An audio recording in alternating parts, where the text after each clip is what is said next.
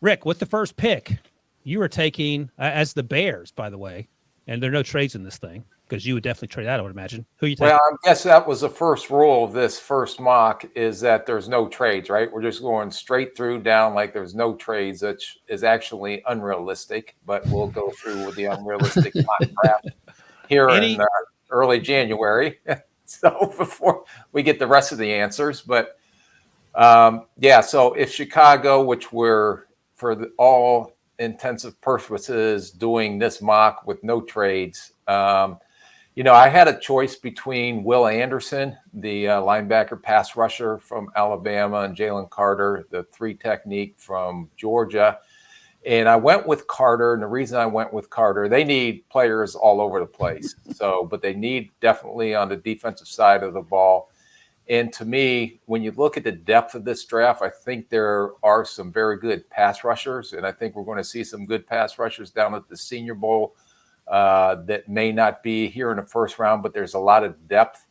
So in the hardest position to fill and find has been that dominant, as you want to call, under tackle or 3 technique. So with the first pick, no pun intended on our podcast here, I ended up going with Jalen Carter, the defensive tackle from Georgia.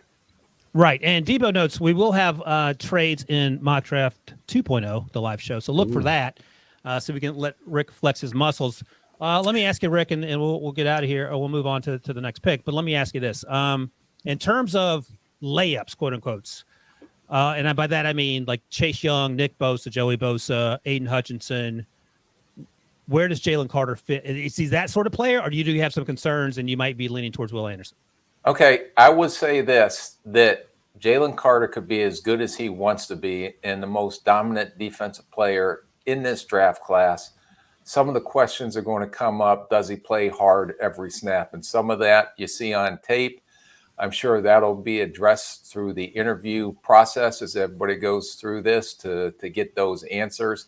But when he's on and he's playing, there's no one that can block him at the collegiate level, and he's going to be tough to handle. And he's a type of player that I believe that teams will have to game plan around so he doesn't wreck games at this level, as long as he plays at I would say 100% maximum effort when he's in there. And sometimes on the tape, you didn't see that all the time, but when he goes, he's, to me, the best defensive player in this draft.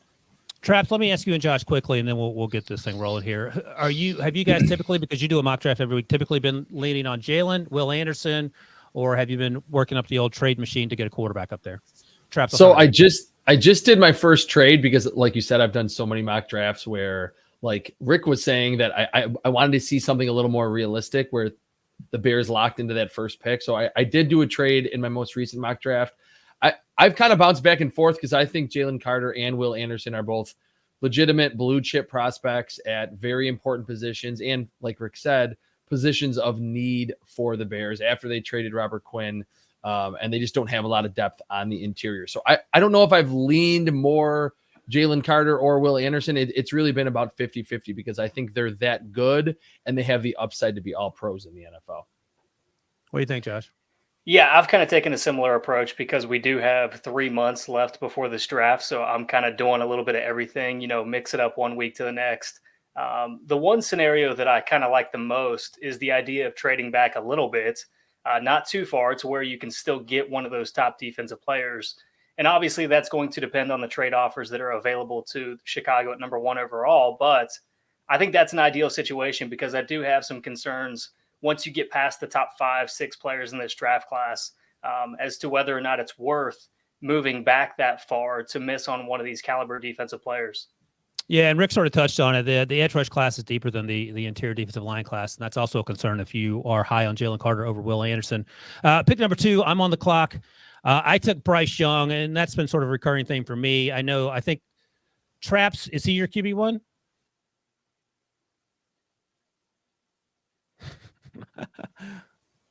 Josh, is he your QB1? Yeah, he's my QB1, and I understand the concerns about his size. I mean, it's unprecedented to have a quarterback of that size, that stature in the NFL, but the game is a little bit different. I mean, you can have a point guard at the quarterback position distributing the football really utilizing the targets that you're able to build on that side of the ball. So I have less of a problem with his size today than maybe a decade ago. But I understand that it's not going to be, it's not going to be one size fits all where he's going to be a fit for every team. Some may prefer CJ Stroud. Some may prefer Will Levis. I totally understand it, but Bryce Young, with what he brings to the table as far as the intangibles, his impromptu playmaking ability, the leadership, all of that stuff, he's my top quarterback prospect. Sounds like you've been listening to Rick on that one there. So, all right, pick number 3. Traps, you're on the clock. The Cardinals. You taking a quarterback? Yeah, what'd you think about that? I think if the situation with Kyler Murray was not kind of restrictive from a financial standpoint, because they're probably going to be rebuilding with a new head coach, maybe DeAndre Hopkins being traded, I would think about it. But because Kyler Murray is kind of locked in, I'm going with Will Anderson, the edge rusher from Alabama. With J.J. Watt retiring, it's a clear-cut need. And even though they picked Cam Thomas last season and Najee Sanders at kind of that outside linebacker or rush linebacker position that have some flexibility on the inside as well, they still need a premier pass rusher in this defense. They've needed it for a while. They got, good production from J.J. Watt late in his career, but Will Anderson has looked like a future top 5 pick really since he stepped foot at Alabama. He can beat blockers in a variety of ways: bull rush, outside speed rush, inside move. He is really a high upside player who also has a high floor. All right, Josh, you're on the clock. You are the Indianapolis Colts. I want you to tell us who you pick. And then, Rick, I want you to grade that pick in terms of how you feel about this player. This feels very dangerous, but I have the Indianapolis Colts taking Will Levis, the quarterback from Kentucky, with the 4th overall selection. And I'll preface it by saying this. He's already nervous. He lost. Go ahead, get that preference in. We always need a preference. He lost 3 starting offensive linemen from last year's class, changed offensive coordinators, lost the 2nd-round wide receiver pick. He was incredibly battered throughout the season. I don't think the public is aware of just how injured he was over the course of the year.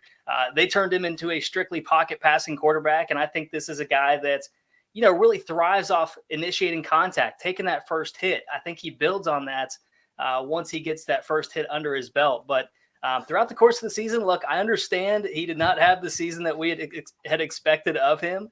And it's not going to be a one-size-fits-all, like I said, for Bryce Young either. But this is a guy that has great size. He's got elite arm strength. He's got good mobility.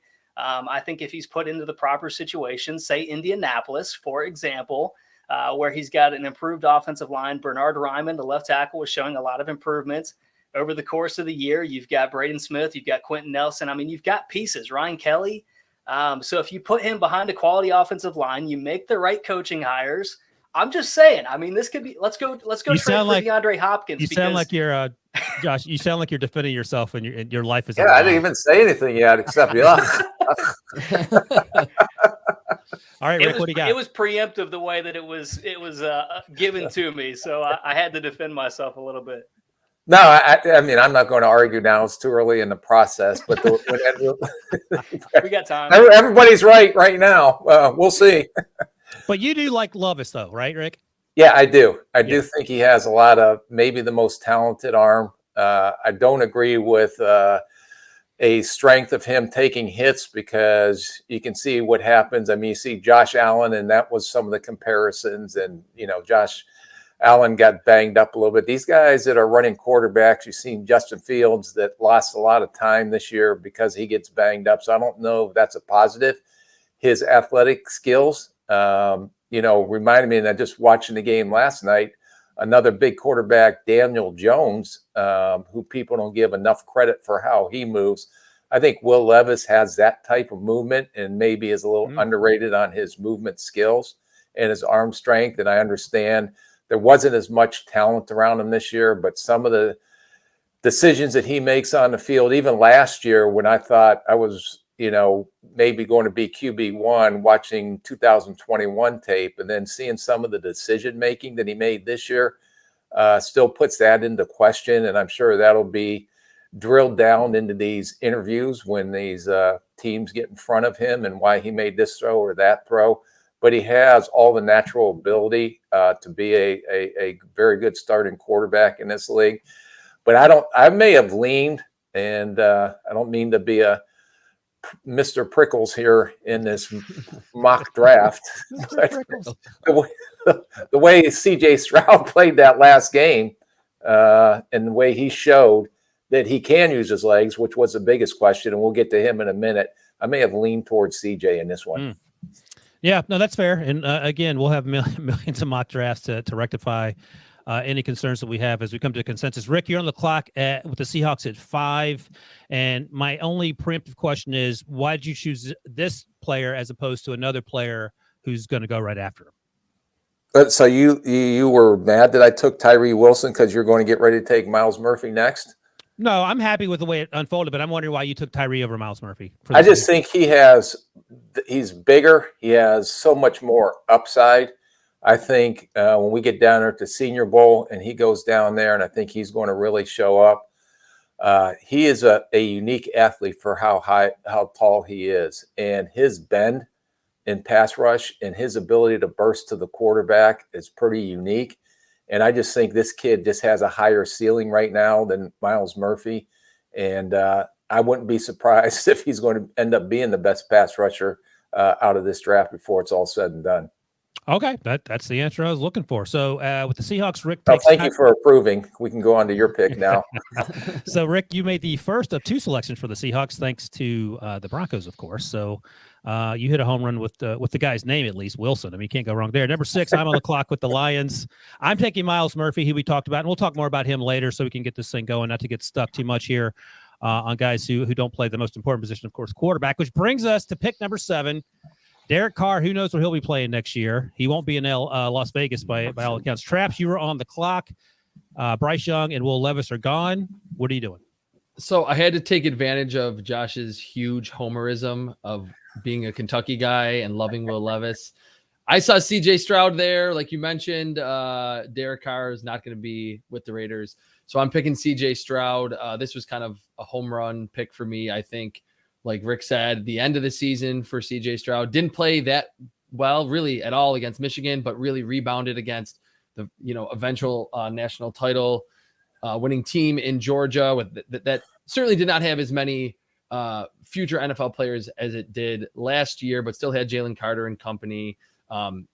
Good pieces in the secondary. I think the improvisation isn't really there with CJ Stroud, but the pocket passing, the decision making, accuracy to all levels could really be accentuated with Josh McDaniels with the Raiders. So, Josh, I'll ask you, why did you choose Will Levis over CJ Stroud? Are there any major concerns? And if you're watching on YouTube, you can see CJ made his announcement, which I don't think was a surprise. There were some rumblings that he might come back, which seemed far-fetched, but he's going pro. So what made you choose Will Levis over CJ, and what are your concerns, if any, with CJ? Well, I think the issue with CJ is it's a 1-game sample size as to the improv skills that he showed in the playoffs there. He's shown everything else on tape. There's a lot to like about the guy. I'm not trying to set this up as I love Will Levis a lot more than I love CJ Stroud. I like both of them.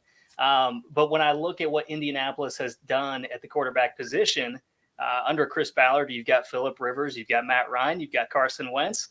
Who fits more of that mold than Will Levis? I mean, he's going to blow teams away at the interviews. I mean, he's an incredibly intelligent kid. Did a internship on Wall Those guys Street, weren't very good. So if you're comparing Will Levis to him, I'm sorry, you got choked up on that one. This is earlier in their career, though, Rick. That's the difference here. But Josh, when you're picking these quarterbacks, you're trying to pick a franchise guy that's going to be there for the next 100 years. Welcome to my world, Josh. How's that going for you? But with all of that being said, if CJ Stroud is the pick there, I'm good with it. I'm just looking at what Indianapolis has done in the past, even though it has not worked out for them, and the type of quarterback that they may prefer, even though they're going to have a new coaching staff, which may rule all of this out. But that's why I've got three months to change my mind. So that's where that's right. No, this is etched in. I mean, this is in stone, so no one can change their picks. No going back.